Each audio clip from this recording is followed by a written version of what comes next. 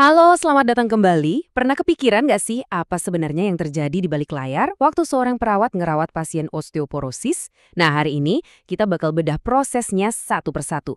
Mulai dari keluhan pasien yang katakanlah, aduh punggungku sakit, sampai jadi sebuah rencana perawatan yang utuh dan terstruktur. Oke, ini dia gambaran besar pembahasan kita. Pertama, kita bakal jadi detektif dulu nih, buat paham apa sih keluhan pasien.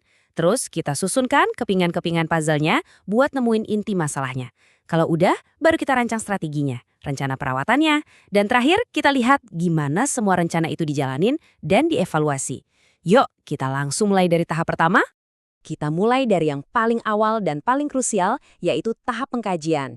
Nah, disinilah peran perawat itu benar-benar kayak detektif klinis. Tugasnya, ngumpulin semua petunjuk sekecil apapun buat dapat gambaran utuh dari kondisi si pasien. Jadi kalau kita bayangin perawat ini seorang detektif, penyelidikannya mulai dari mana ya?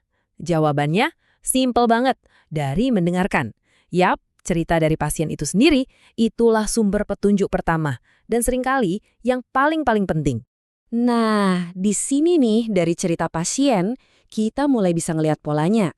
Keluhan kayak nyeri punggung pas lagi gerak, itu tuh red flag pertama. Terus kita gali lagi. Ternyata ada riwayat pernah patah tulang. Atau mungkin lagi pakai obat kortikosteroid yang kita tahu bisa makan kepadatan tulang. Ditambah lagi, kalau ada keluarga yang punya riwayat sama. Wah, kecurigaan ke arah osteoporosis jadi makin kuat kan? Selanjutnya, kita kepoin juga kebiasaan sehari-harinya. Pasiennya jarang olahraga nggak? Makannya gimana? Kalsiumnya cukup atau kurang? Nah, faktor-faktor gaya hidup ini tuh kayak kepingan puzzle yang penting banget buat ngasih konteks. Dari sini kita bisa lihat gimana sih kondisi ini bisa berkembang dari waktu ke waktu. Oke, setelah dengerin cerita pasien, itu kan data subjektif ya. Sekarang giliran kita ngumpulin data objektifnya. Lewat apa? Ya, pemeriksaan fisik. Di sini kita bisa lihat tanda-tanda yang jelas. Misalnya postur tubuh yang mulai membungkuk atau yang kita kenal sebagai kifosis. Itu tanda klasik banget. Terus kita cek lagi, ada nyeri nggak pas tulang belakangnya ditekan? Atau jangan-jangan tinggi badannya berkurang? Nah, ini semua bukti fisik yang bikin dugaan kita makin kuat. Tapi kan dugaan doang nggak cukup, kita butuh bukti pasti. Nah, disinilah teknologi masuk. Ada yang namanya DEXA scan, ini tuh gold standardnya buat ngukur seberapa padat tulang pasien. Terus ada sinar X buat ngeliat jangan-jangan ada retak atau patah tulang kecil di tulang belakang yang nggak kerasa. Terakhir, tes lab buat cek kadar kalsium dan vitamin D buat mastiin nggak ada penyebab lain yang kelewat. Oke, semua bukti udah di tangan nih. Anamnesis, pemeriksaan fisik, hasil lab, semua lengkap. Sekarang waktunya apa? Waktunya menyatukan semuanya. Di tahap ini, kita menerjemahkan semua temuan tadi jadi masalah yang jelas dan terstruktur. Nah, inilah yang kita sebut sebagai diagnosa keperawatan. Fokusnya itu bukan ke penyakitnya, tapi lebih ke gimana respons pasien terhadap penyakit itu. Diagnosa pertama, dan ini yang paling urgen, adalah nyeri akut. Jelas banget kan? Ini nyambung langsung ke keluhan utama pasien tadi, yaitu rasa sakit. Penyebabnya apa? Yaitu tadi, karena massa tulangnya berkurang dan ada retakan-retakan super kecil di tulangnya. Ini masalah yang harus langsung kita atasi. Logis aja kan? Kalau tulang kita rapuh dan rasanya nyeri, ya pasti buat gerak jadi susah. Nah, diagnosa kedua ini fokus ke situ, ke dampak fungsionalnya. Jadi ini bukan lagi sekedar soal rasa sakit, tapi udah ngaruh ke kehidupan sehari-hari. Susah buat naik tangga, susah buat bawa barang belanjaan, dan lain-lain. Dan yang ketiga, ini penting banget, risiko jatuh. Buat pasien osteoporosis, jatuh itu bukan sekedar insiden sepele loh, itu bisa jadi bencana. Kenapa? Karena bisa langsung menyebabkan patah tulang pinggul atau tulang belakang. Makanya diagnosa ini fokusnya ke pencegahan, supaya komplikasi serius bisa kita hindari. Oke, masalah-masalah utamanya udah kita petakan ya.